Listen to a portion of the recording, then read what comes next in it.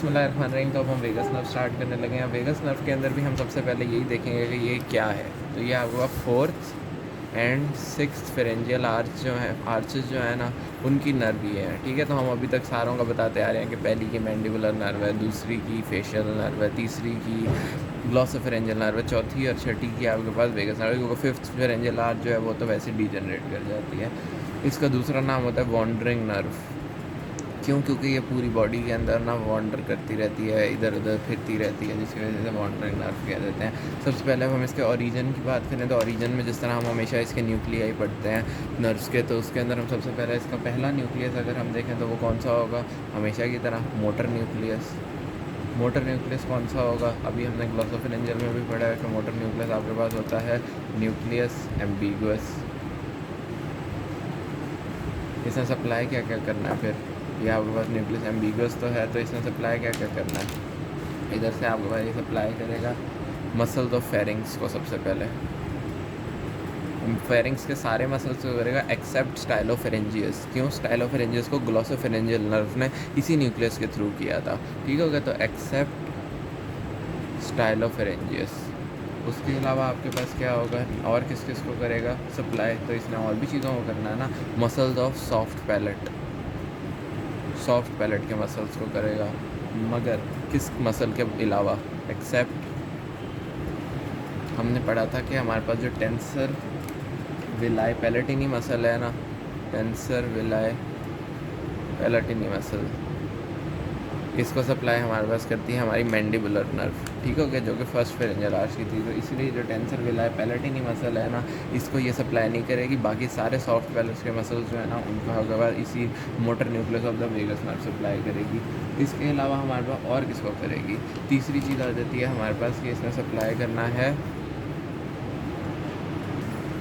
तीसरा जो है आपके पास किसको करेगी? लैरिंग्स के मसल्स को। ठीक है, लेकिन लैरिंग्स के मसल्स में से किसको नहीं करेगी? एक्सेप्ट पेलेटो,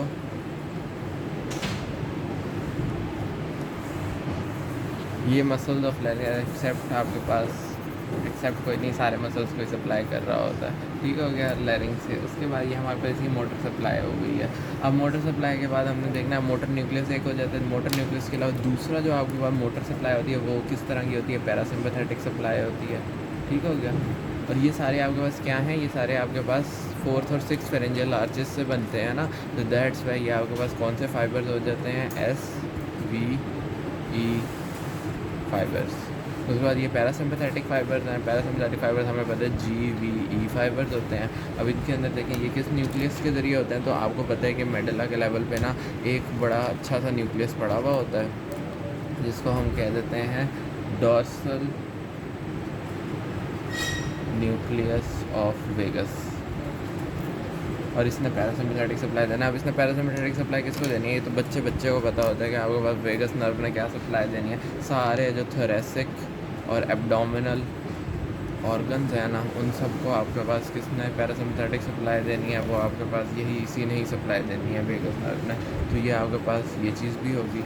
इसके अलावा आपके पास अब सेंसरी के अंदर आ जाए तो सेंसरी फिर हमेशा की तरह सेंसरी जो है वो दो तरह की न्यूक्लियाई में जाती है। अब सेंसरी में अगर देखो, एक तो सेंसरी जो होगी वो जनरल होगी, तो हम इसमें जनरल सेंसरी में चलते हैं। ठीक है, और एक हो जाएगा स्पेशल सेंसरी, सेंसरी स्पेशल। अब जनरल सेंसरी की अगर हम बात करें तो जनरल सेंसरी जो होगा वो आपके पास दो तरह का हो जाएगा, दो तरह के न्यूक्लियाई में जाएगा। उसी तरह न्यूक्लियस ऑफ ट्रैक्टस सॉलिटेरियस, और दूसरा क्या होगा? Spinal nucleus of trigeminal nerve. उसके बाद हमारे पास स्पेशल सेंसरी जो होगा वो किस न्यूक्लियस में जाएगा? ये वाली बात भी हमें पता है कि इसने किधर जाना है? न्यूक्लियस ऑफ ट्रैक्टस सॉलिटेरियस के अंदर जाना है। ठीक हो गया, तो इस तरह करके हमारे पास ना ये सारे इसके न्यूक्लियाई का मैंने बताया है। अब इसके अंदर अगर मैं फाइबर्स का बताऊं तो इसके अंदर कौन से फाइबर्स जाएंगे? इसके अंदर आपके पास जाएंगे जी वी ए फाइबर्स। इसके अंदर कौन से जाएंगे? G S A fibres. इसके अंदर कौन से जाएंगे आपके पास? न्यूक्लियस ऑफ ट्रैक्टस सॉलिटेरियस के अंदर एस वी ए फाइबर्स। ठीक हो गया, तो ये 5 तरह के फाइबर इसके अंदर भी होंगे। तो ये सारे आपके पास इसके न्यूक्लियाई और उसके फंक्शन और सारे के सारे हो गए। अब लेकिन एक चीज़ रहेगी कि कौन कौन से आपके पास चीज़ों से इनके अंदर ये सेंसेशंस आ रही हैं। तो जो आपके पास ये है ना spinal nucleus of the trigeminal, इसके अंदर आपके पास जो एक्सटर्नल ईयर होता है ना, एक्सटर्नल ईयर, उसके अंदर जो एक्सटर्नल ऑडिटरी मीएटस भी आ जाता है, उसकी जो स्किन होती है ना, उससे आपके पास सेंसेशन जो है आपका स्पेशल स्पाइनल न्यूक्लियस और ना क्रेनियल नर्व 5 में आएंगी। इसके अलावा न्यूक्लियस और ट्रैक्टस सॉलिटेरियस में कहाँ जाएंगी, जो आपके पास एब्डोमिनल एंड थोरेसिक विसरा है ना, उनसे जो सेंसेशन आनी है ना वो आपके पास इसके अंदर आएंगी। इसके अलावा आपके पास लैरिंग्स और जो लेरिंजोफेरिंग्स है ना, इनसे भी आपके पास इसी के अंदर आकर आएगी, थ्रू वो जो फेरिंजियल प्लेक्सस बनता है ना, उसके जरिए आपके पास आ जाएगी। आखिरी चीज़ कि आपके पास यहाँ से कौन सी सेंसेशन इसके अंदर जो आ रही हैं वो कौन सी स्पेशल सेंसेशन है, तो वो टेस्ट की सेंसेशन होती है। टेस्ट की किधर से सेंसेशन आती है, वो जो मोस्ट पोस्टीरियर पार्ट होते हैं जहाँ पे एपिग्लॉटिस वगैरह आ जाता है, इसके अलावा रूट ऑफ द टंग आ जाती है। तो ये सारी आपके पास जो जगह है ना, यहाँ से टेस्ट सेंसेशन जो है वो आपके पास इसके अंदर आएंगी। तो ये सारे आपके पास क्या हो गए, ये सारे आपके पास हो गए हैं न्यूक्लियाई। आई होप आप हमें समझ आ गई हो। नेक्स्ट टाइम हम इसका कोर्स करेंगे इंशाल्लाह।